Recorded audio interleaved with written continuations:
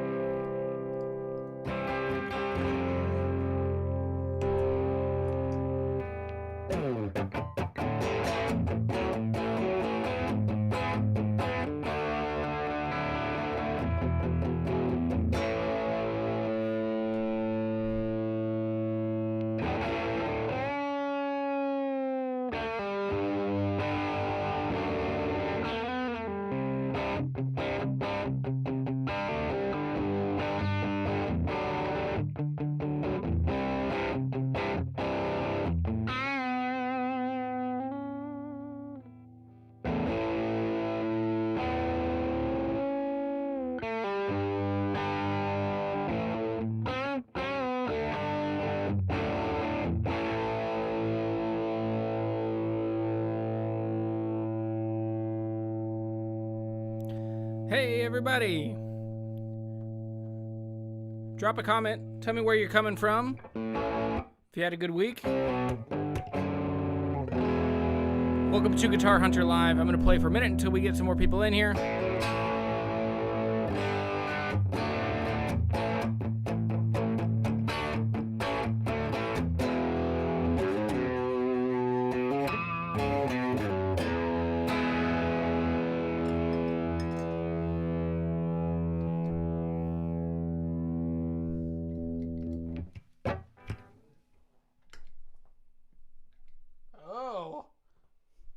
I can always tell when my little boy's been around. There it is. I can always tell when my little boy's been around because all my knobs get turned, so it got put on hold.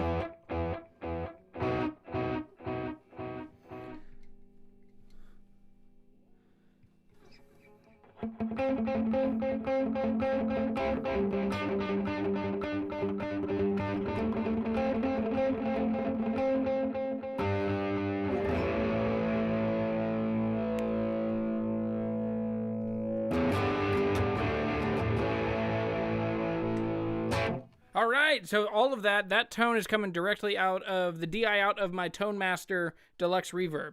Super cool amp. It is so helpful for everything that I'm doing in the guitar playing world. It's really easy because I don't have to I can just have it on low power back behind me, and then everything works great.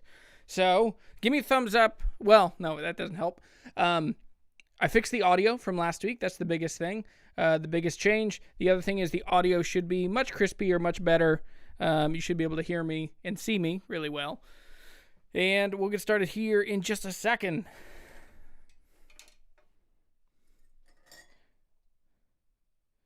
Got my Earl Grey today. I gave up coffee for Lent, so I'm digging into tea these days. Oh boy, what do I do with the... okay, up. Here we go. And I will forget that for a week.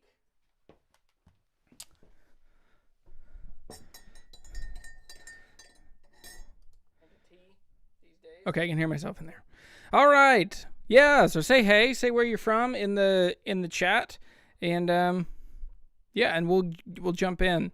So, welcome to Guitar Hunter Live. This is December. No, holy cow, December? Man, it's a weird year for everybody still. So, welcome to Guitar Hunter Live on February 26th. What a day. What a day to be alive. So, all right. This week, I want to talk about things that will make or break a guitar deal. Things that just, if they happen, your life is pretty messed up. Or the deal is just messed up and it's time to walk away. So I'll jump in. Should I do any announcements first? Let's do announcements up front. I'll take this back off and I'll do some announcements. So, everything is exciting in the guitar hunting world. I have brand new t-shirts. They're blue. They are super cool. They're kind of the same color back here. I love Sonic Blue. So when I had the option from the company that does my guitars, that does the Guitar Hunter shirts, that's The Market here in Harrisonburg, Virginia. If you need t-shirts, go talk to them. They're amazing. Jeff is an old friend. We've been told our whole lives we look like brothers. We were roommates in college. And they make amazing, really great shirts, and they're really good prices. So I got those shirts. They're in the shop now. If you go to jeremytheguitarhunter.com/shop, You can find the shirts. The blue shirts have a coupon code, which is $3 off, which is a really good deal. $3 off, and it's fly like an eagle. So all one word, all caps, fly like an eagle. And yeah, so all right. What else? I have a bunch of guitars. We'll talk about that at the end. I have a bunch of guitars for sale. I don't want to use this time directly just to be like, hey, so buy some guitars. But I have a bunch of guitars that I don't need. They're really wonderful, and I've gotten to live with them and have them, play them, give them some TLC, and now they're ready to go on to those great guitar players after me, which is exciting.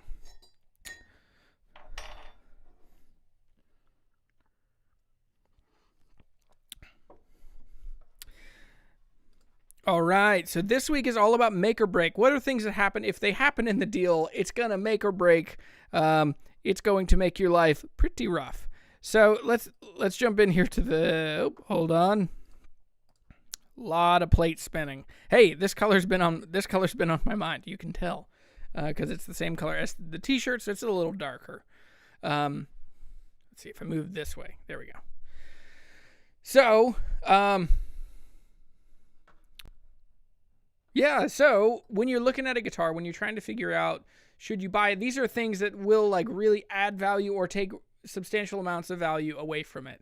So the first question is, who's owned that guitar? Is it the original owner, or is it just bounced around and everyone in town has owned it? Has it been beat up? Just look at the general condition of it. This guitar in the picture is this D28 that belonged to Raymond. If you've been around the channel, you've probably seen all three of these videos. I think there's a couple more in there, but there's three main videos, which are me buying this guitar, me selling this guitar to Mike, and then Mike getting it fixed, and then Mike and I getting to go and give it back to Raymond for free, which is the coolest way that story could have ended. Raymond and Joshua have this guitar back. It is so cool. But with this guitar, it was like a total no-brainer that I should try and own this guitar because it's just very cool. And so when I looked at that guitar, one of the things that was the most important to me was that it was original and clean and tidy. And Raymond had the story. He could account for the entire life of this guitar.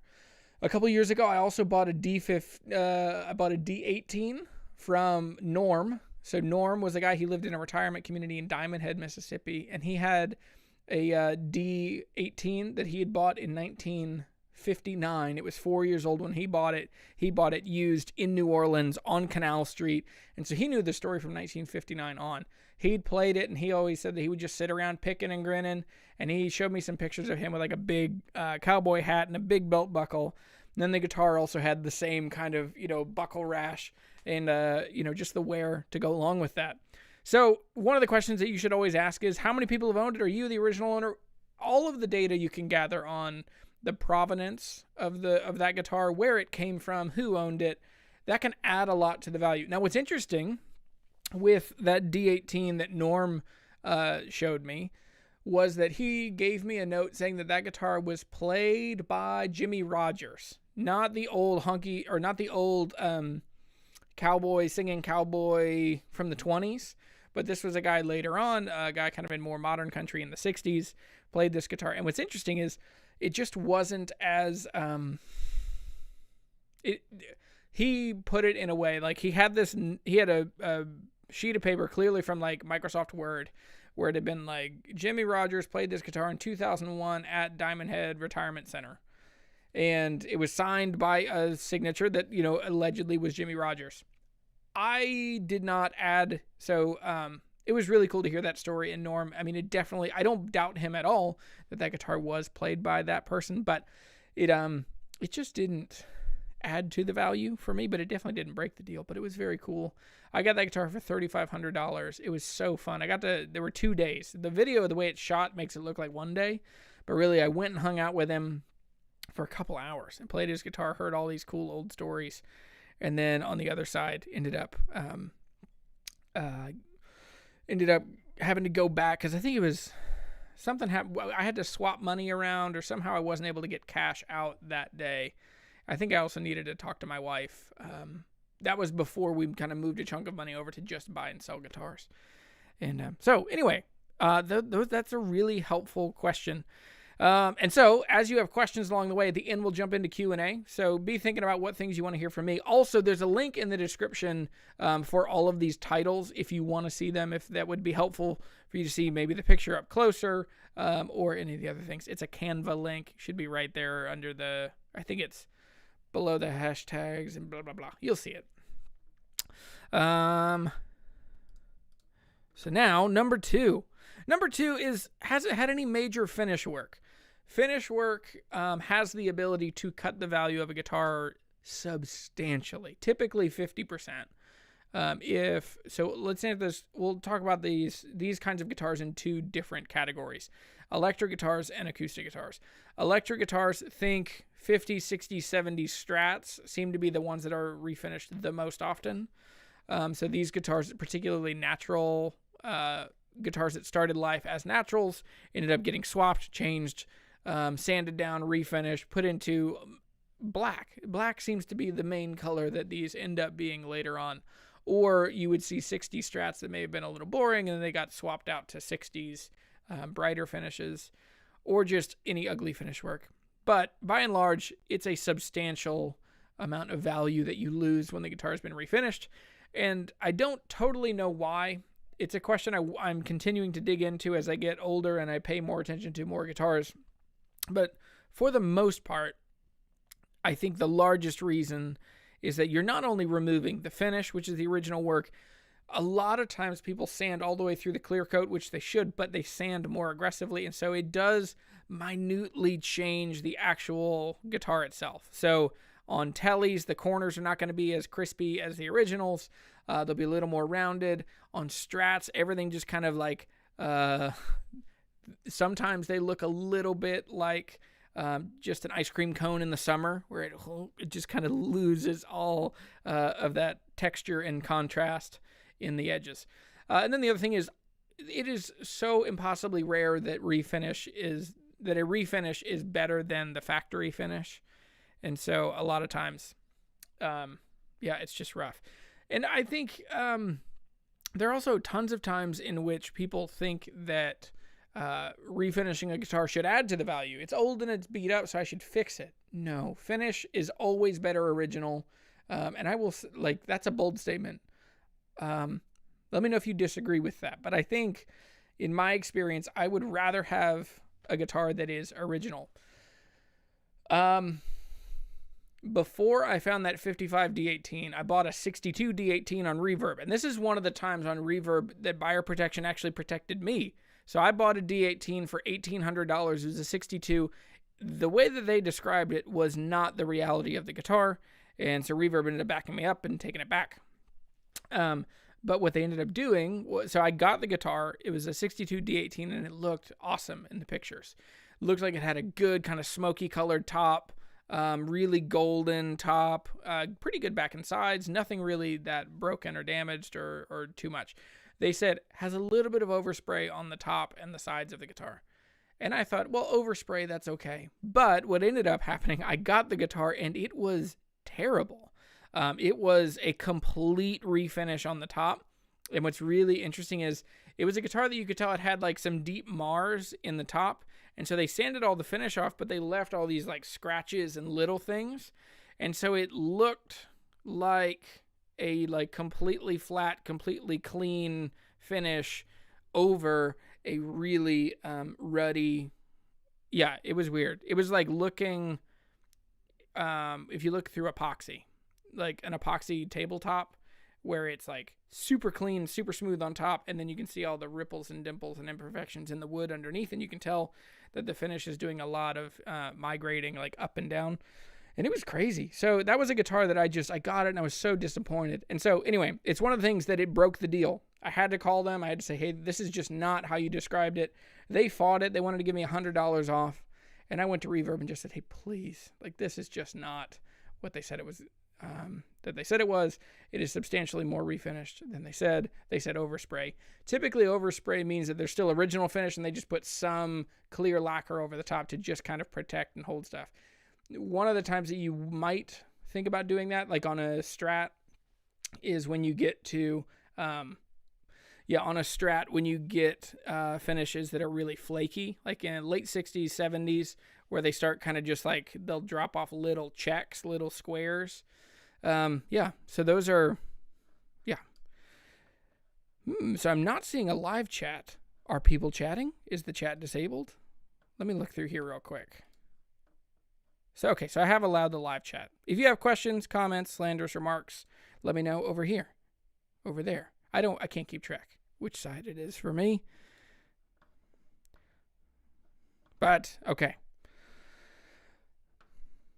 So the other way, so we talked about electric guitars getting refinished. We talked about acoustic guitars getting refinished. Acoustic guitars, it is more invasive. I mean, it is a very complicated thing to have any kind of finish work done on a guitar. So I had a Guild. I've talked about this a lot. I wish I could find it. It would be interesting to find now. So it was a 64 Guild D40. It was my first vintage guitar, and it was the worst refinish I've ever seen. It looked like someone had just brushed on a thick finish. And yeah, so it was this thick, like, shellac finish on it that kind of like ramped up, and you could see that it went onto the bridge, and it was on the bridge. I eventually sanded all that off, and got a razor and like cut off all the finish that was on the bridge. But it was ugly and weird, and it's also the only guitar I've ever lost money on, which I lost $100, and I played it for 4 years. So $25 to play that guitar for 4 years, I'm in.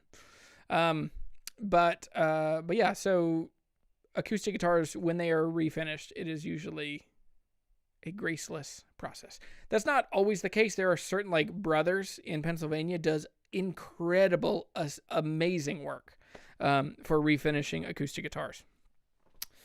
And they do a lot. There's all kinds of other stuff. But I think if you're looking to buy a guitar and it comes out that there's been any kind of finish work, it needs to get your dander up. That's a red flag. So you need to dig in. You need to ask questions. Who did the work? How long ago? Was it nitro? Was it polyurethane? What kind of finish was it? Who did it? One of the ways that you can look for this is to bring a UV or a blacklight flashlight with you and check those out. That's, yeah, pretty fun and pretty, it's telling. Some people, when you start looking into their guitars, get weirded out. But most people, when you're really into it and you're like, oh my gosh, this is so cool. Look at this. I wonder what year they did this. You start discovering the story of the guitar with them, especially if they're not the original owner. But anyway.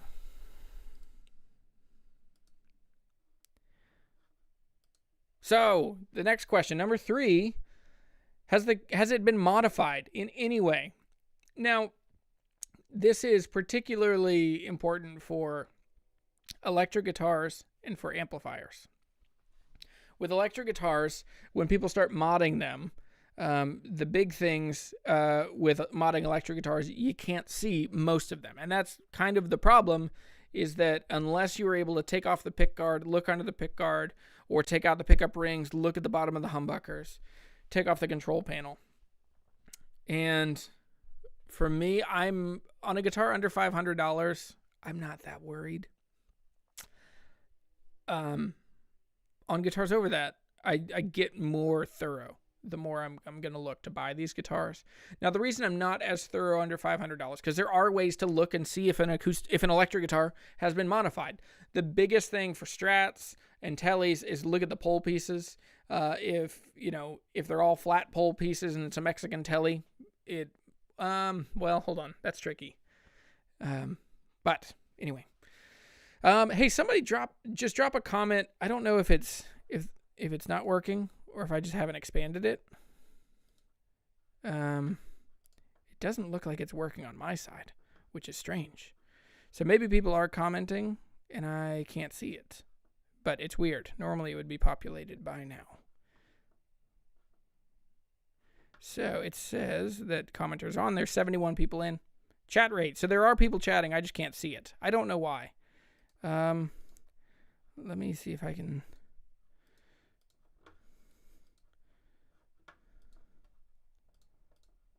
Okay, well, that's a problem. I can't see the chat.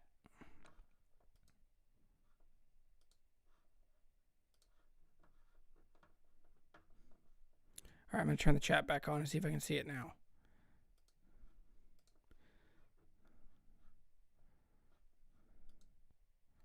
okay, there it is.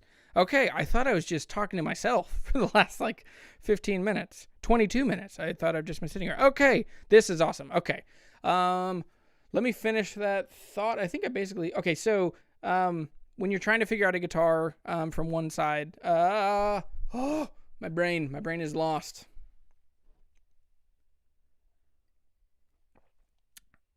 A couple ways that you can look at a Telecaster or Stratocaster or an Epiphone Les Paul and see if it's right or see if it's wrong. Look for pickguard screws, because sometimes you'll move up to like Stu Mac or Seymour Duncan, or you'll move to other kinds of pickups, and so like you'll see the screws are different. All of a sudden you have flathead screws where everything else on the guitar is Phillips head. That's one way that you might see that pickups and stuff have been changed. You can also just kind of know what the guitar should have. But anyway, okay. I'm gonna flip through here and just make sure that we're all up to speed. Okay. All right. Sorry. Gary. Hey, buddy. Gary from Yorkshire. Finally, the 68 Yamaha 140 Red Label has turned up. That's so good. Man, what a great guitar. Generally good condition. And I was right. Hard to play in high action. Neck reset needed. Yeah. But if you can live with them, man, they're monsters. They sound like just amazing guitars.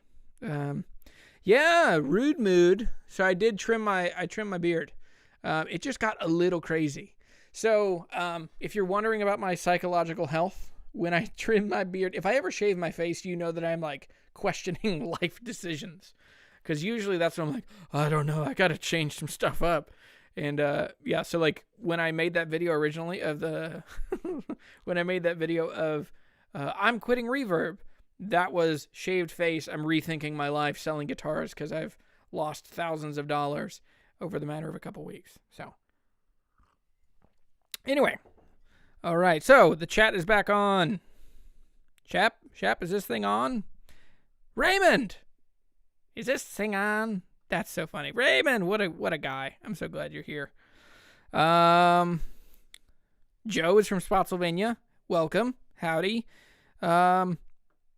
Okay, so are the guitars on your store? No, I'm working on it. I'll put them up there. I keep forgetting. Usually guitars sell faster than I put them online. So if you're interested in one of the guitars, so at the end of this, we'll talk about all the guitars I have for sale, and I'll let you know which ones are for sale, how much I'm going to ask, and you can get in touch with me. And that's just easiest to do it that way. Okay. So Craig is going to buy a J35 tomorrow, a reissue. What are your thoughts? They're great. They're super fun guitars. I like the skinny straight bridge. I like the short scale. I like the round shoulder. They're really fun guitars. Just make sure you're paying the right price for it. So check the vintage price guide, check Reverb price guide, check eBay complete listings, get a general idea of what you want to pay for it. Put like 80 or 90% of that amount in one pocket and then the other if you haven't already negotiated on a price. So anyway, okay. Okay.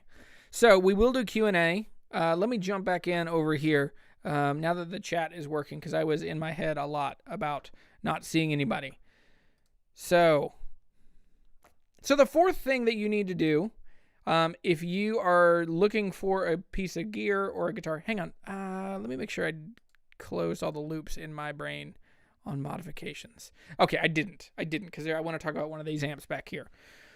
So electric guitars are pretty easy to mod, and a lot of those mods kind of live under the surface of a pickguard or behind a control plate.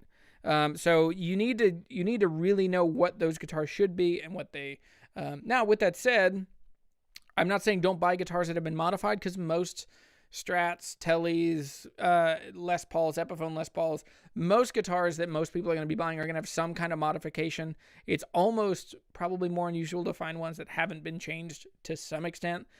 But know that you can always put them back pretty much to where they are. The times that it's really a problem are when you would get a pickguard off and you see that they have routed out for humbuckers a Strat that should be 3 pickups, or any of the wood modifications, they've glued in a block for the tremolo. Just those are things that you need to kind of pay attention to, and they could break the deal. Amplifiers are an entirely different question. So this one in the picture here, this one was my Princeton. So it was a 1971 Silverface Princeton, and it had an added reverb unit and a tremolo. No, it had a reverb added. And the thing with this was so crazy was that so the thing that was so crazy on that Princeton was that the reverb unit that was added wasn't modifying that circuit to make it like a Princeton reverb. It was a Princeton and then a separate power unit and a separate signal path, like out of the Princeton before it went to the speaker. It ran through an old 50s, like proper Fender spring reverb tank. So it was a whole, like, had a separate power transformer, had a separate tank. It was totally different, totally weird. I got it because I'd seen this thing around for 20 years, and I thought it was really cool. And I got it, and I only had it for a couple months before the original buyer, the original owner, his brother, who had since passed away, was kind of a radio and hi-fi whiz. And so he had fixed it, and so he'd done all this stuff. Modded amps are tricky. The other one, and let me grab it and we'll talk about it. The other amp that I have that is like completely modded and completely crazy. Let me move this up here. So this is a 1953 Guild 66J on the outside. On the inside, this is a totally hand-wired 5E3 clone. I think the baffle board is original. But inside the amp has been swapped out to a Weber Blue Dog. So this amp, what it looks like on the outside and what on the inside are completely different. So it's tricky. Like, this is not the kind of amp that most people should buy because it's just too much risk. But I knew the guy. I trusted the guy. We met at a mutual friend's house. There's a video about this. I think the video is called Buying... It's like the best amplifier that never existed or something cute and clever. But so this one also has been, it's a 5E3, but it's still modded even from that. So it's a 5E3 on one side, and then there is an optical tremolo that's been added to go into the tremolo section that would have come in this amp in 1953. When I bought it, I thought it was a 59, but thanks to the Vintage Guitar Guide, which I can't find my price guide, it's somewhere in the basement, I'm sure. I used it the other day. I don't know where it is. But anyway, so when I found this, I found that the tweed, the two-tone on this, only existed in 1952 and 53. So that means that this, like, has to be that. It went to all brown Tolex, or all brown after that. So this is still the coolest looking amp that I have ever owned. And I just want to hang on to this thing forever. All that to say, if a guitar is modified, if it's messed with, if it's been changed, you need to really kind of dig into, like, am I okay with that? Who did the work? Is the work good? Do I know someone that can fix it? So with this, like, it's pretty straightforward, 50s, 60s electronics. So I know enough amp repair people. Like, I have Echo Hollow in Stanton, Virginia that are amazing, and they can fix it if I need.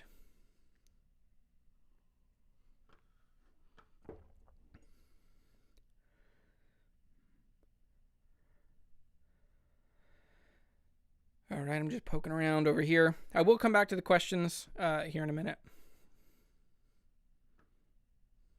What? Gibson Lust or Guitar Lust Euphoria. I want a new Gibson Southern Jumbo, but they don't come with cases? Of course they don't, because it's Gibson.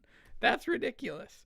I sold my J15 yesterday, and when I was looking at the receipt, that one didn't come with a case either. So I think Gibson that's a way that they can add an extra $150. I think it was like $144.99 for just the regular TKL case, where other companies just kind of bake that into the price.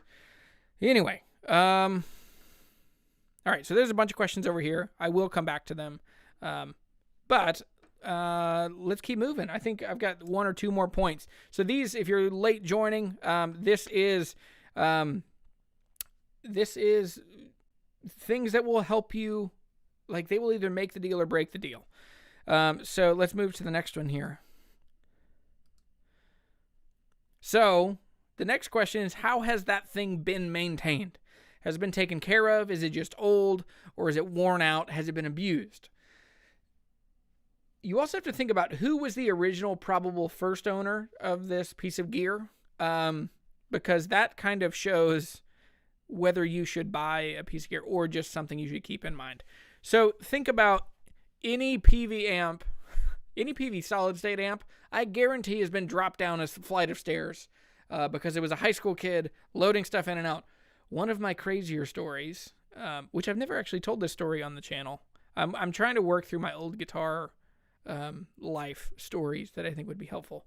So one night, I was in a punk rock band in high school, and we would play our first, this is gross, I've never said this, our first building that we would practice in. It was a friend's barn. It's like an old 19th century property and barn.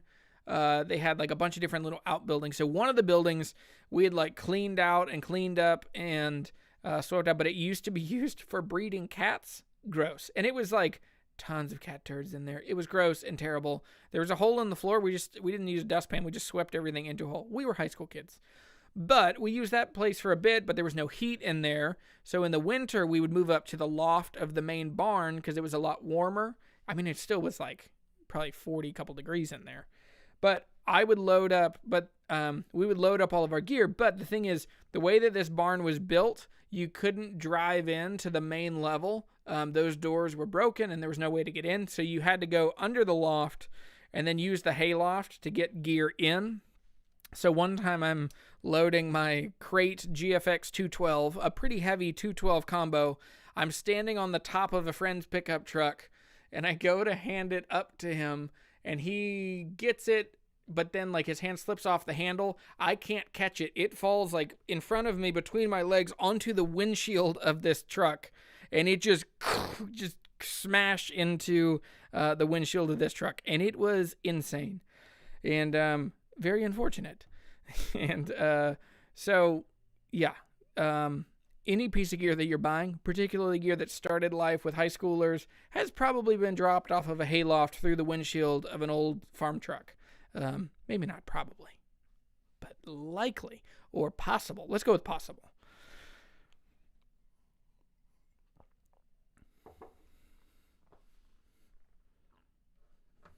So John over here, I'll poke into one question real quick. So John V over here says that Taylor guitars sound very tinny, have a very tinny sound to your ears. That's probably true, but you probably haven't heard a ton of Taylors. There are certainly Taylors that are monsters. I think the 5 series, the old 5 series that were maple, I mean, they're just as boomy and powerful as Gibsons. Like a friend of mine had one that was like super like Western, like a very like iced tea looking sunburst, had cool kind of rope looking inlay around the edge. And yeah, so anyway, there are plenty of Taylors out there. There's an ass for every seat, I guess. So well maintained. In electric guitar amplifiers, one thing that is worth talking about is like recap, retube, just the maintenance of things. And so sometimes all original is not better. If you're looking at a Blackface, it's a Blackface Deluxe Reverb, but it's sat in a closet for 30 years. It is not like, it is cool that there will be original, it's cool that there are original caps and stuff, and they're cool to, like, when you have them swapped, but realistically, like, those things wear out, especially if they're not used. Those paper caps will leak, will, corrode and break up. So, anyway,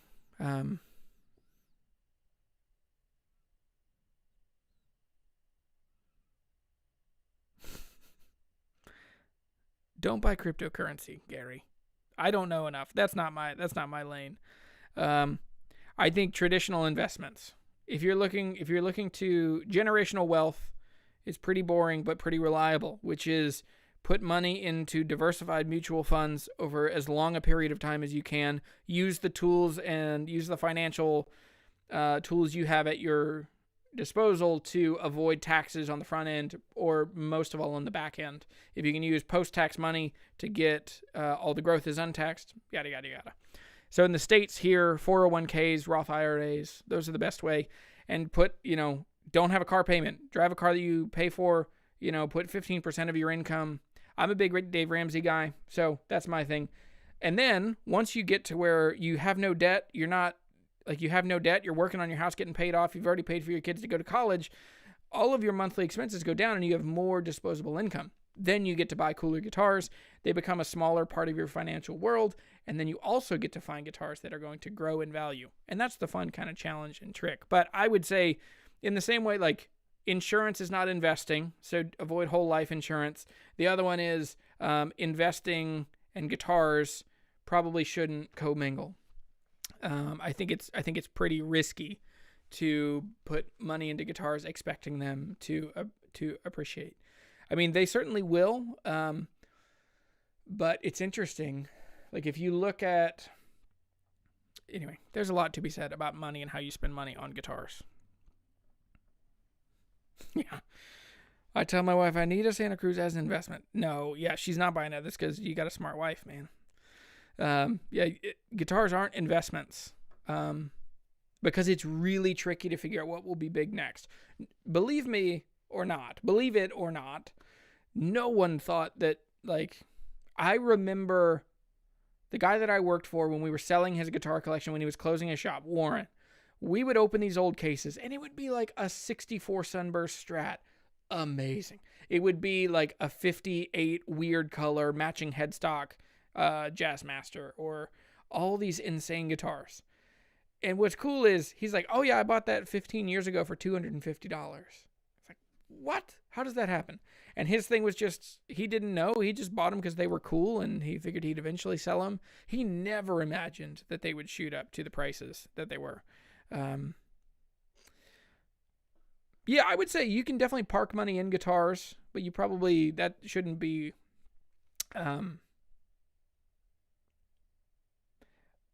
just count it as a wonderful extra. Like, that's gravy, but like, you can't say, I'm going to save up and buy, you know, I'll finally save up and drop what, 150 grand, 125 grand on a 59. And then, you know, cause they were at 400 at one point. They're now way down.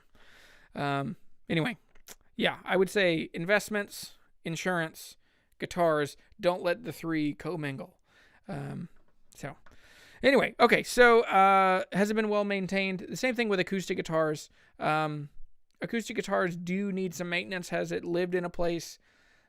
Has an acoustic guitar lived in a house with hard heat, with a wood stove or a fireplace, or has it lived, you know, in an attic? Because all of those things, if it has not been well maintained, that's another one where it's like, I have a D28, but it sat in the closet in our living room right by the front door, so it's getting that blast of cold air, and you open it up, and it's got old cracks, and the finish is oxidized, and it's, yeah, man, it's, original is not always, original without maintenance, can really break the deal, can really wear these guitars out. That gets your Raviel.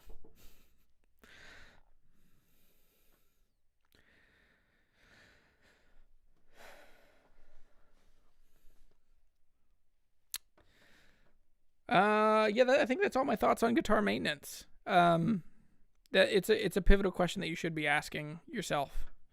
And the last one, I think, if I can remember.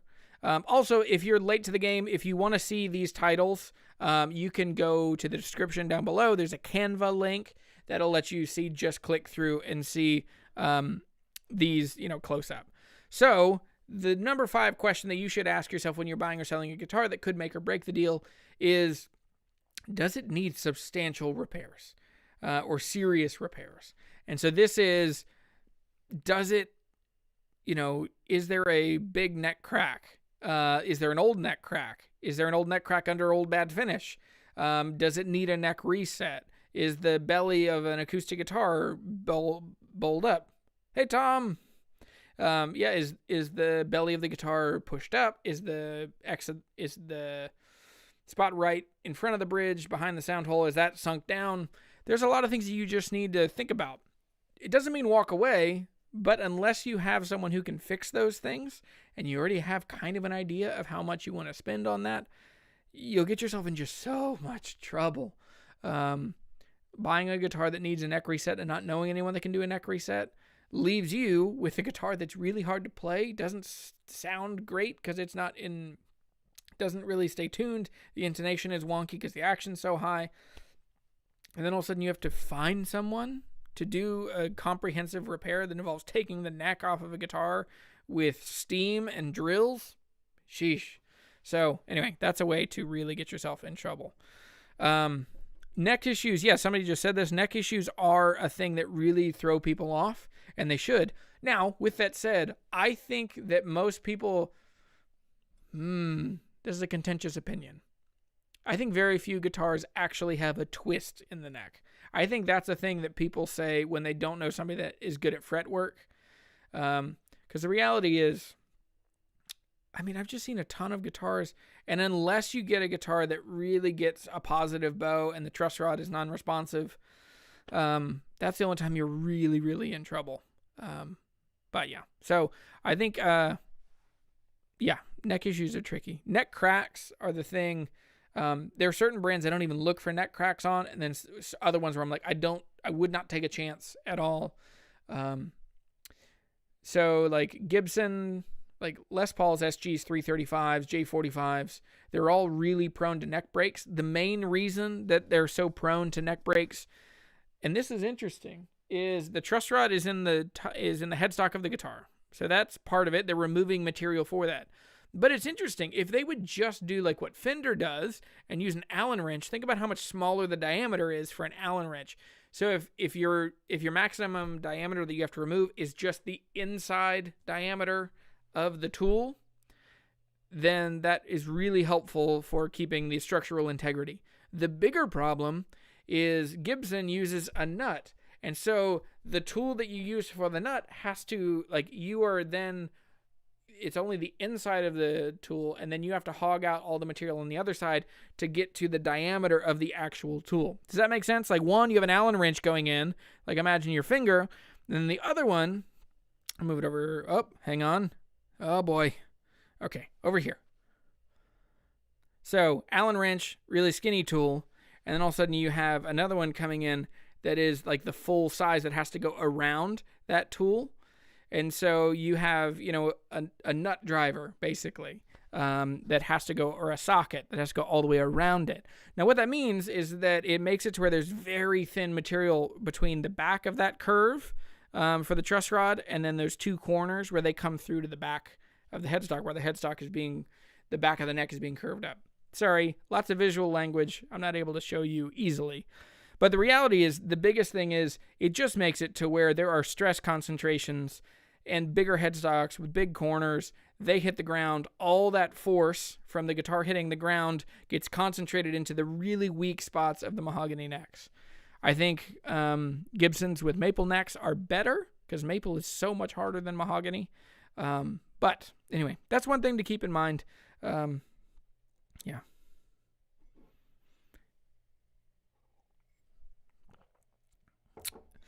I've definitely seen, so the question is, are Gretsch guitars as prone to Gibson guitars to neck crack issues, or as costly for the repairs? The cost on the repairs is probably about the same. Yeah, Gretsch, because doesn't Gretsch also do, what company is it? Oh boy, what company, is it Gretsch? I think it's the old Country Gentlemen's that would have two truss rods. They would have 2 1/4-inch nuts. Inside there, and there were 2 truss rods, and you could ideally kind of move the end of the headstock. But yeah, anyway.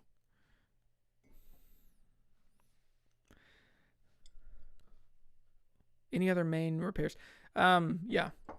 Neck resets, that's the big one. And that's like one of the repairs that I always, if I'm buying an old Martin, that's one I always am going to talk about, because it's going to be $500 to $700. I think with Danny, I haven't done one with him, but I think it'll be a little less than $500. But when I was in Louisiana, that's how much Tim would charge me, was about $500 to do a neck reset. And with that, that's shimming, a new saddle. And so that would be like the whole deal. Because obviously when you reset the neck, you're going to have to reset the bridge as well. So you need a new saddle.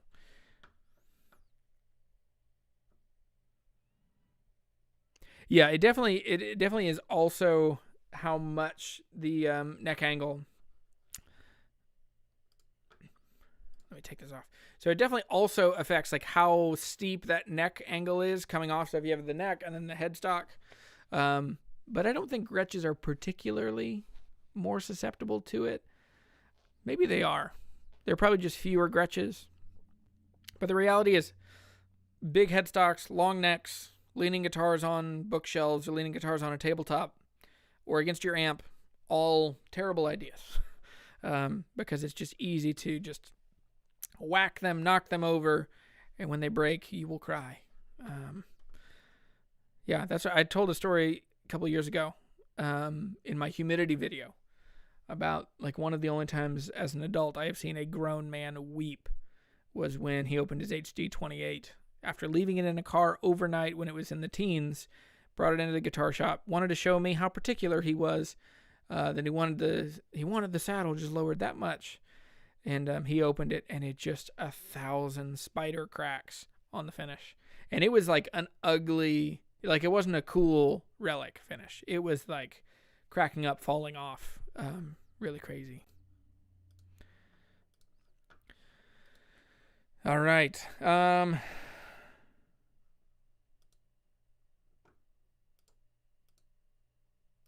think we're into the Q&A.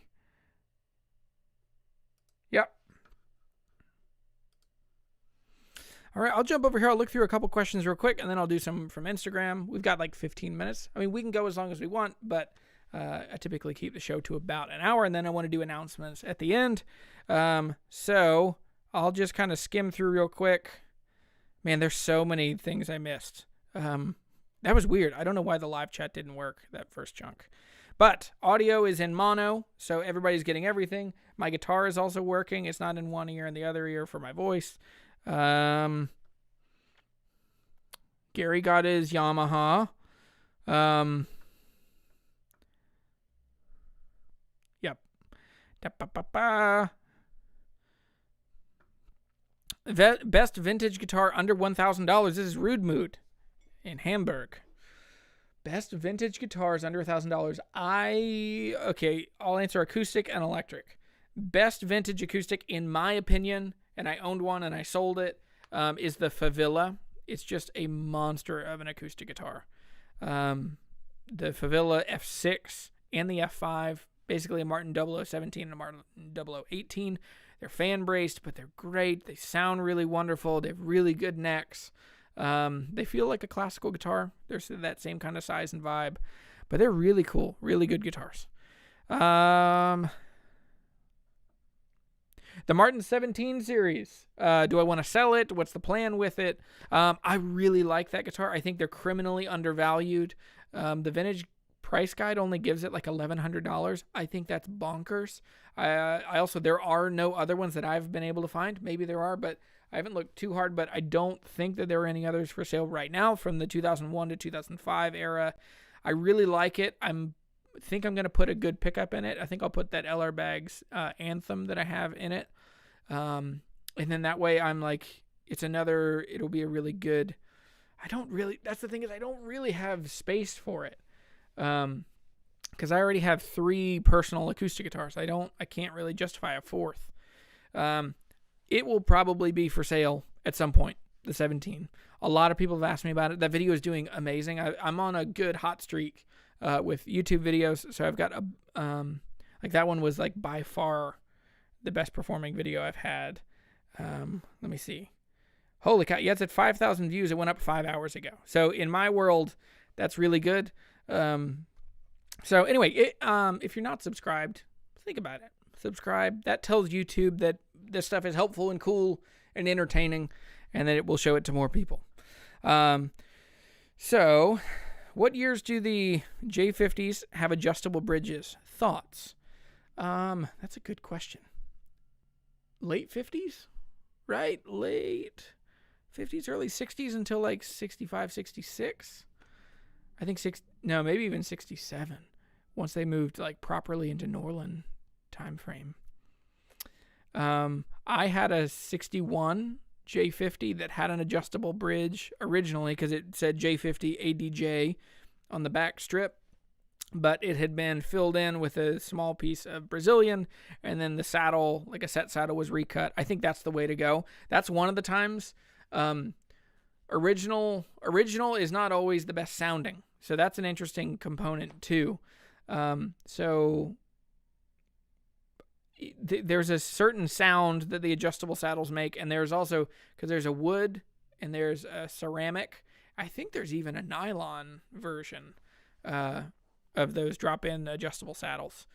But some of them are great. Some of them I'm not a fan of. I think overall, if I had the choice, I would swap it out to a, I would swap it out. Have somebody fill it in with rosewood and then cut a new saddle. It will sound way better. My J50 sounded awesome. Super thumpy, super cool. Timothy Angevine, inexpensive lefty guitar. You're gonna tailor Big Baby, a little Martin, a Martin Dreadnought Jr. Maybe does Orangewood offer lefties? If they do, those are great. I've been really surprised with those. What's the best Martin you can get for $700 to $800? A D15. I would avoid the X series. That's just my preference. They're not my favorites. If you can find an old Rode series, look for like a 90s or 2000s Rode series, DR1, DR2, D2R. Even though those are coming up in price, but you should be able to get those $700-800 if you use like Facebook Marketplace or look around. All right, I talked about the adjustable bridge. What are my thoughts on Esteban? Con Man, just like terrible, awful guitars that are really dangerous to your guitar playing.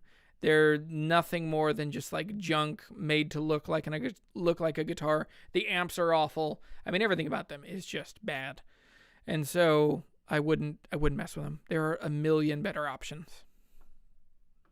I've tried to buy. This is funny. I tried to buy an Esteban a couple weeks ago in Louisiana, and I emailed somebody and said, "Hey, I'd love to buy this guitar," and I offered $100.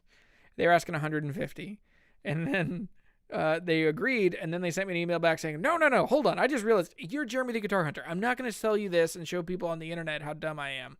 So, I might make a video on Esteban. I think they're a non-issue. I think they're more. I just try and stop people because I think they're dangerous to like a beginner. Like if you want to just like frustrate and ruin anyone's chances of really learning how to play guitar, give them a bad guitar. What strings am I using on my Waterloo? I'm using super secret strings that you can't buy just yet, which they are the coated Stringjoy strings. Is this my Stringjoy hat? It is. I freaking love them. They're great. They're bright. They're warm. They've lasted a long time. I've had one there for 2 months probably. I've told Scott I want more. He said, you have to wait. So when they come out, I'm going to order just a brick of them because I need to have some standards. So right now I use the Diodario EXPs on pretty much everything, the EXP lights.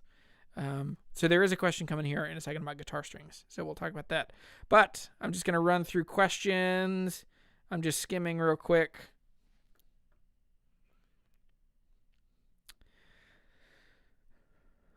Thoughts on the lore, Jeremy? This is Dr. Chakra. The lore being like the brand, the lore. I think they're made by, not Saga. They're made by Michael Kelly. Import construction, built in the style of like Lloyd Lore, early 1920s, 19-teens, 1920s Gibson stuff. They're really cool. They're really cool style. They sound okay. They play okay, but they have polyurethane finishes. So, you know, they fit pretty well in the price range that they're in. I don't think they're anything super special.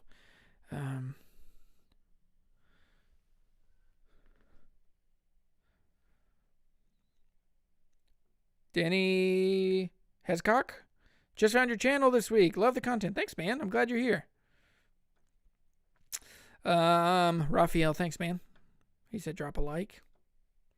Yeah, that is super helpful. It's funny. I mean, YouTube has just recently started telling more people about what I'm doing. So that's awesome. You know, I've been at this for 4 years. I want to be helpful and entertaining in the guitar world. And so I hope. So anyway, Yeah, like Gary says, like me, needs a reset. That's true. Hopefully you don't need a neck reset. Or a heart. That'd be bad. I have a defibrillator. It's happened. I've been cardiac arrest one time. I don't remember it. I was swimming in a pool. Terrifying. Woke up, couldn't hear anything. Anyway, I've thought about starting a second channel because it's heavy, and I'll just talk about this for a second, and then I'll move on. I've thought about starting a second channel because a second channel that's all about living with a chronic disease. So I have a heart condition, and with that heart condition, I have a defibrillator, and so there's a lot of things I can't do, and there's a lot of anyway, it changes my life in a lot of ways, and as a kid, it really changed. I mean, it's why I play guitar basically. Is that I was not able to do sports, and I got into playing guitar. But it is, it changes life a good bit. So, yeah, Joe, did you hear my thing? So Joe says the angle of the Gibson headstocks are why they're so prone to breaking. That's definitely, it's true, but I think a bigger contributing factor is how much material they use and the fact that they're removing that material because they have a nut instead of an Allen wrench. They're, it's a lot of, it thins out the material to where there's a strong, yeah. Okay. Would I ever attempt to reset myself? No, I would not. I'm like handy. I'm handy with woodworking. I'm much better at finish work. I've done a lot of sanding, a lot of finish work, a lot of construction. Like I built this table. You can't see it, but I built this table. I've built a bunch of furniture. That was my hobby for a couple of years before I was doing YouTube videos. And now this isn't even a hobby. It's a weird obsession that is also my career in some cool and wonderful, strange way. But yeah, I would never quite jump into doing a reset. Now, there are certain guitars that I might try. A guitar with a bolt-on neck, I could handle. I'm pretty sure I could learn how to separate the fingerboard from the top of the guitar and then unbolt the neck. I'm pretty sure that I could do a Taylor, a Husson Dalton, something of that style. I don't believe that I would have the skill set necessary, or the precision, or the space, or the tools, or the time to practice. Like a million factors. But yeah, so to do a proper dovetail joint, I mean, you got to remove the 14th fret, drill holes down in, steam that off. Now, that's like the Irving Sloan, like the super old school way of doing it. I know that there are newer ways to heat up that glue. But anyway.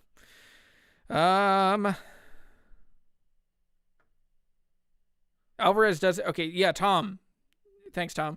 So Tom Dill says that Alvarez has good lefties. It's totally true. Alvarez is one of the best choices under $500. They just make monster guitars. Ton of value. They sound great. Have I played or do I have any thoughts on the Martin SC13E? I have not. It's a really interesting guitar. Martin, a while ago, their marketing person reached out to me and asked if I'd be interested in trying it out. I said yes. I haven't heard anything back from them. It doesn't, like, that's not my style of guitar. Like, I'm not a lead guitar player. And that guitar does seem like it's aimed at progressive electric guitar players coming into the acoustic world. I'm more, it's not quite my style. But I mean, they're very cool. I don't think they're all solid, which is interesting that they're a 2-digit. I could be wrong. But I think from 2 years ago in the NAMM release, I think that they're actually, Guitar Euphoria. Esteban the man had the look. I bet that dude's name is like actually Kevin, and he's from like Kansas City or something. Like he's the Carlos Mencia of guitar builders.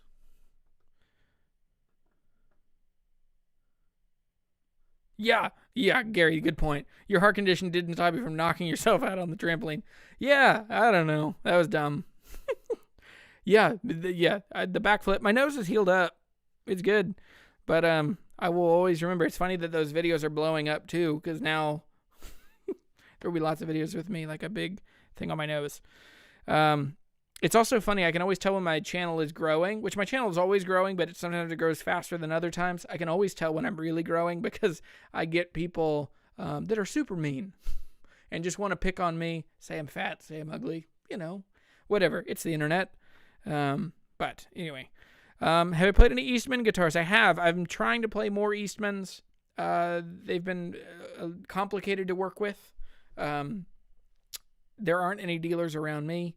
I might need to run down to Roanoke. The world's still weird, especially here in Virginia. It's still, I think I can start going to see some guitar shops here before too long. So I'm starting to kind of plan for the world to come. Kalamazoo, Michigan. It's true. Best of the home of the best Gibsons. Yeah, and Epiphone and Kalamazoo. And amazing guitars are from there. I think I'm getting the itch to try and get a Heritage. What is it, the H150? Like I want to get, it's called the Dirty Lemon Burst. It is beautiful. It's a 59-ish thing. I would love to get one of those. Anyway. There's a formula for doing neck resets. Yeah, I don't know. I think that's just above my skill set. Oh, Kevin, I'm sorry. He said, why are you picking on Kevin's? I don't know. Yeah, somehow Kevin is in my short list of names. Brian is also in there that I pick on when I just make up a fictitious person. So, all right. Let me jump to questions on Instagram. So these come in. So the first question, and I can't see this because it's so tiny. Who are you? Blake Russell. Blake Russell says acoustic guitars or acoustic strings. So for me, I really like certain acoustic guitar strings. I really don't like other strings. For me, my favorite guitar strings, if I can just pick one, which there's a new contender, but if I could just pick one set of strings, it probably would still be the Martin Lifespans. I just like those a lot. Behind that, I love the Diodario nickel bronze. Those are just really wonderful. They sound great. They age really gracefully. What else behind that? The Diodario EXPs, the coated, those are just killer. I played the Martin SPs, so there's kind of a thread. I really like phosphor bronze. If I don't use phosphor bronze, I really like the nickel bronze. The Martin retros are okay. The Manel, they're good, but I think the Diodarios, for me, in my ear, they're a little better. Now, what's interesting is there are certain strings that only really work on a couple kinds of guitars. For me, one of them is aluminum bronze, the Ernie Ball aluminum bronze. A couple years ago, they sent me those, and it blew my mind how good they are on J45s. Like, every J45 I've had, I've put those on. They sound magical, wonderful, powerful, boomy, chimey. I mean, they just make those guitars come alive. On other guitars, they're okay. I put them on my Martin M38 maybe a year ago, 2 years ago, before I sold that guitar. And yeah. So anyway, I really love those kinds of guitars. I also I don't mind elixirs. I like elixir strings. I like coated strings. My hands are fairly sweaty. You know, they're even a little sweaty now. Sorry, gross. But if I'm just going for tone, if I had for 4 hours, I want to sound the best I can, I probably would go with Diodario. Nope. I'd probably go with the Martin SPs. But I would kill them by the end. Oh, my computer is not charging. Why are you not charging?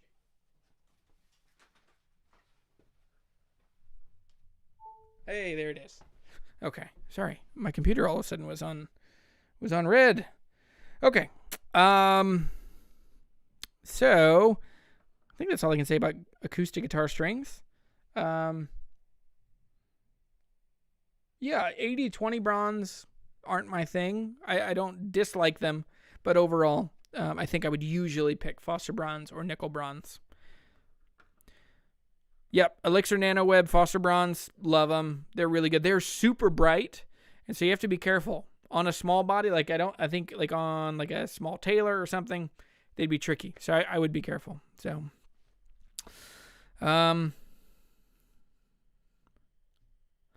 Torified tops, do they really work? Or tone right? Is the tone right the thing no, what's that? That's a tone guard? I don't know what tone right is. So this Hudson from Hudson Dalton, I have a video, you may have seen it, you probably did or didn't, I don't know.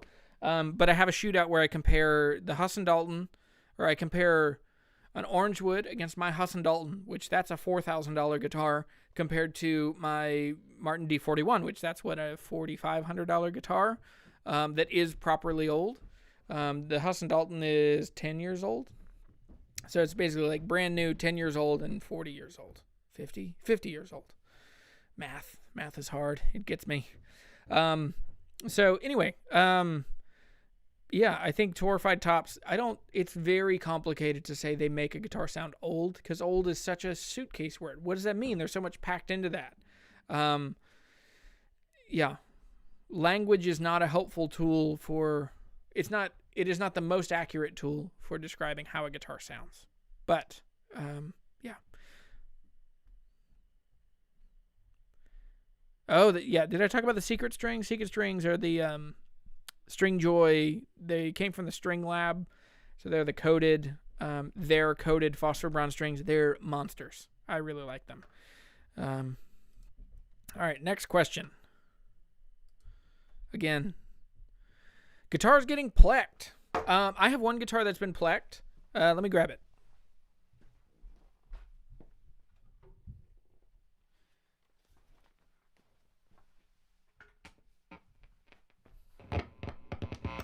Sorry.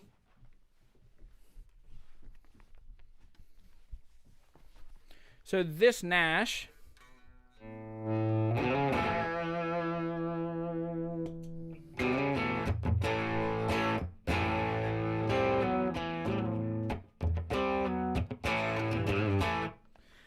this Nash is like the most telly of tellies. It has been plecked. And so if you don't know what plecking is, Rhett Shull has a great video about what it means to pleck a guitar. It's basically a CNC that measures the neck, the relief, the fret height, the string height. And it allows you to get the flattest board you can while still getting total clear coverage all the way up. And, but yeah, so one thing that I know is this guitar plays great.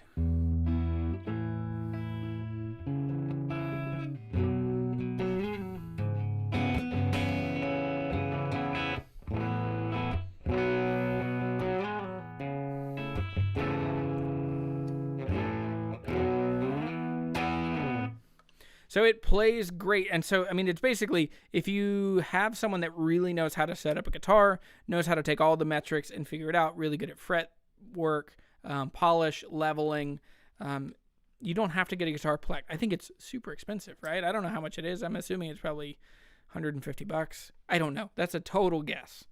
Yeah. So I think it's a cool thing. I know that all the new Gibsons they claim are plecked before they send out, which that kind of makes sense because it's probably cheaper than having people do it. Sorry, that's a dig. But yeah, so I think guitars being plecked is not a bad thing. And I think I'm into it. I don't know how much I would pay for it. So, one of the questions, we were talking about truss rods earlier. So the question here is adjustable truss rods. So you have single action, you have double action. And what's the difference? Could I explain? So a single action truss rod only tightens, so it only is able to either flatten the neck or bring it up. And you're relying on the tension of the strings to pull the neck forward. Now the other way a dual action truss rod works is that it's actually pushing. So I don't know the mechanics of how it works, but it doesn't just rely on the strings pulling the guitar back. It basically is able to adjust both directions, and you can set the relief regardless of the strings. I think that's the best explanation that I've heard. I don't know if that's totally true, but anyway. Okay. I'm looking over here. Sweetwater, it's like 300. Is that 300 to get a guitar plecked? No. I think we're talking about tone right. I don't know what tone right is. Can somebody tell me what that is? Have I ever played or heard of a McKnight guitar? I just stumbled into their small shop the other day when you needed a luthier, looked at your 28. That was willed to me. Definitely boutique, but wow. I've heard of them. I've seen some videos. I saw Oh, it was some guy in Tennessee playing with Sandra McCracken that had a McKnight that I immediately did the like, what is that? And I looked at the guitar. I took screenshots. I zoomed in, and then I figured out what it was. They seem great. Are they? Where are they? I don't know where they're made. $300 for Pleck. That's a lot of money. The best setup in the world doesn't cost that. Well, maybe it does. I'm sure there's a market for people to pay too much to have their guitars fixed. Everyone should have a functional understanding of how to set up your guitar, how the truss rod works, how your saddles work, how intonation works. Yeah, I can handle all that. I don't do much fret work myself. That's just my own style. But okay, so that was dual action truss rod. So now let's go to announcements. This is my last thing. And then I can hang around for just a couple more minutes to do just a few more questions. But general announcements. Oh, no, we do have something to do after this. We have guitars to look at. Let me put this one guitar down. You can't see me. You can just see the screen. So I have a bunch of guitars for sale right now. Oh, boy. Hold on. Hang in there.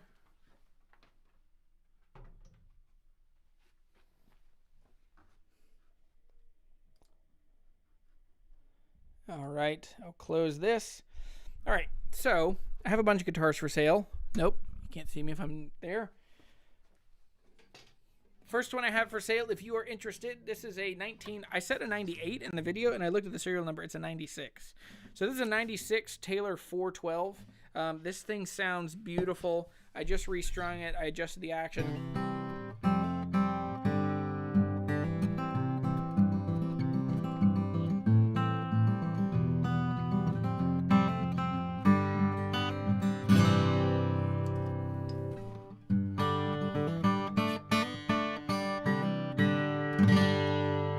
So this comes with the original case. It's very cool, really good case, really great guitar, very light. It's a little head heavy just with the big Grovers on it, but light guitar, small guitar,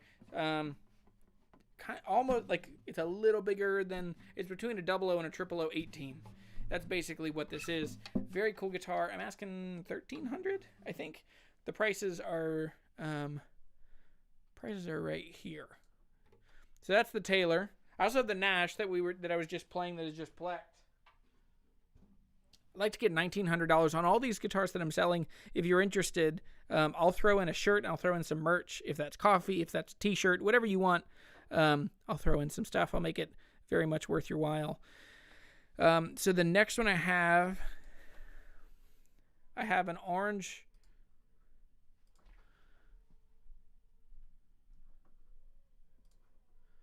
So back here, I have an orange, a Rocker 15. It's like minty clean. It's very cool, really good shape. Comes with a foot switch, $550. I think I'm asking on that one, and very cool guitar.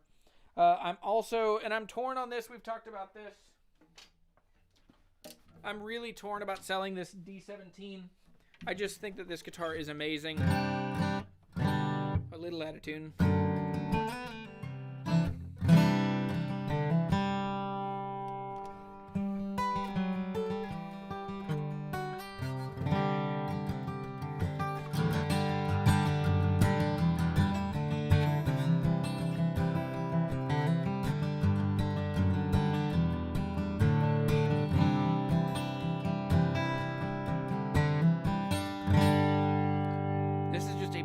Of a guitar.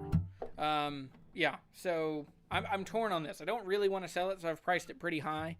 The price guide only gives us like $1,100, which is dumb and wrong. Like, there's just no way.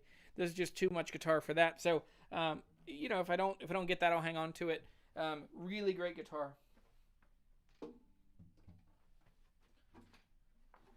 It's time to move on from my Hudson here. Which this is, oh man, that's very out of tune. But this is a Torrified Top Hudson, very cool guitar. Yeah. So the D17 is for sale. Which one? The Bear Claw top. Oh, right. Okay, so the tone right. Okay, I've heard about that. So it's It's an apparatus you can buy that you put close to the bridge that vibrates the strings. Generally lets you use it a few days to open the guitar up. Yeah. I'm sure that works. I've heard, you always hear that same kind of idea. Like Jason Isbell always talked about how he would put, he'd play like Outcast, like something with a lot of bass. He'd put it in front of a speaker. He'd leave it while he's gone for a couple hours. So the Hudson is for sale too. Comes with a hard case. All these guitars, they will come with, I'll throw in merch. I'll ship them to you. I'll cover shipping. We'll make sure that they get to you and you're happy. And I think that's it. Let me click back over to the announcements just for 1 second. So the other announcements are the new blue shirts. They're really cool. They're really cool. They don't sound like anything. They sound like a t-shirt. The new shirts are super comfy. They're the same. They're the next level, the same shirts as the black and the red. Very cool. If you want, you can get $3 off. Use Fly Like an Eagle.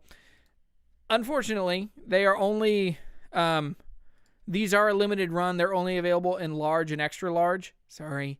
If they do sell out, which they will sell out, when they do, we can do more, and I can do them in additional sizes if you want. But there's t-shirts, there's coffee, there's 5 bags left from this week that just came in yesterday. And then there's more coffee coming next week. So, if you want to support the channel, which I'm very thankful for all of you, watching these, hit a thumbs up. That's the easiest, most painless way that you tell Google that this is helpful for guitar players. And then if you want to join the crowd, if you want to be a guitar hunter, you can become a patron. That is super helpful. And that's just, it is a way that I get to keep making videos and I get to take care of my family. Because I have a family, I have a house, I have a mortgage. And this is the way that I want to make the world a better place, by teaching people about guitars and hanging out and talking. So anyway, life is good. D17. There's D17 on Reverb for $2K. If that's good, if that's true, that's crazy. My price just went up. So lots of cool guitars for sale. I have a bunch of cool stuff, and I'm kind of aiming for, I'm trying to kind of consolidate some money and start looking for something crazy. I don't know what I'm looking for yet, but anyway, that is all I have for today. This has been Guitar Hunter Live. It's been super fun. Let's do last round of questions. I got room for like 1 or 2 more questions. Maybe poke around in here.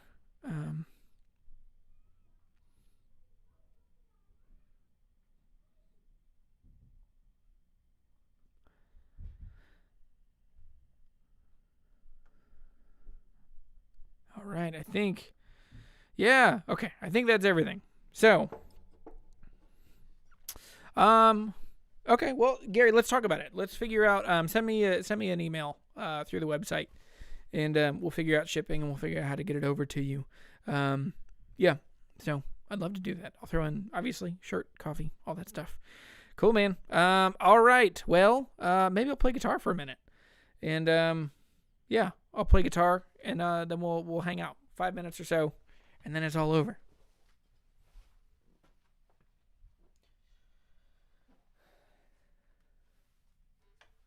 I'm going to go back. This is my Rude Revelator. This was custom made for me by Evan Dowie in New Orleans. It is just a great, great guitar. Going to turn the volume up here.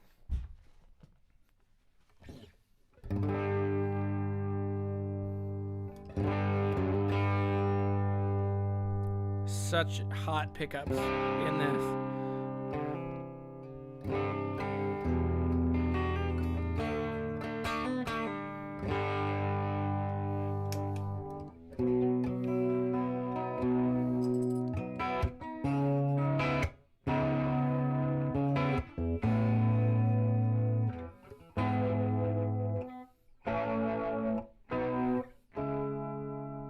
Okay.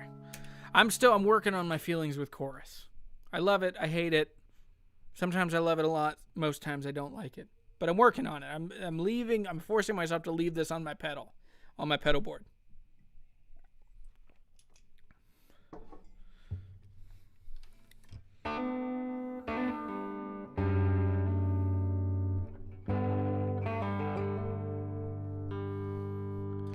tune real quick. Where did I learn how to play guitar? I took lessons for a long time, and I learned how to play by ear. It's always worked more for me to just kind of watch somebody play and then play along with them. But I have enough music theory that I know how to play. I mostly run by like National number system when I'm thinking through stuff. But I still prefer, if I'm playing with somebody else, I prefer them to tell me the actual chord names, and I'll play along with them. Yeah. How did I learn to play guitar? Yeah, lessons. That was the biggest thing.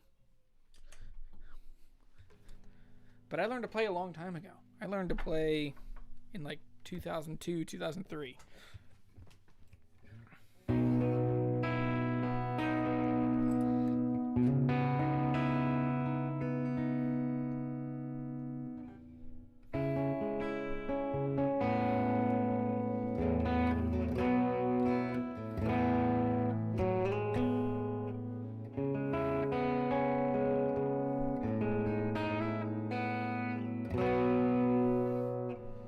Do this. Is it dramatic and crazy?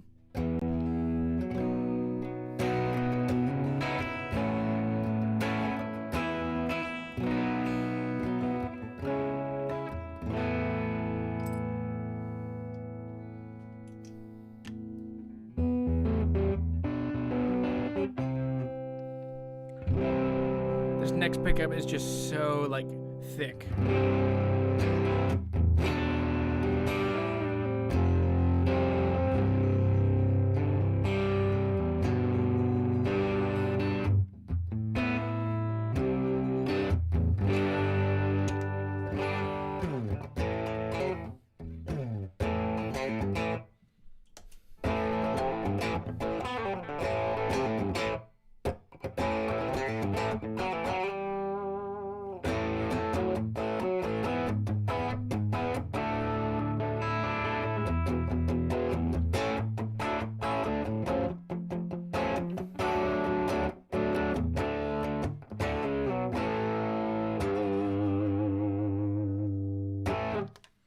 All right.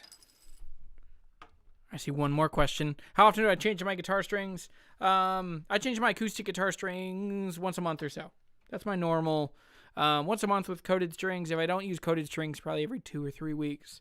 I'm getting to where I have a bunch of guitars. I usually keep 2 guitars upstairs with me, and probably should change them more. So, anyway. All right. Have a great week. Go to jeremyguitarhunter.com. Make sure you subscribe down below. Super fun hanging out. It is good to see everybody. All right. I will see you soon.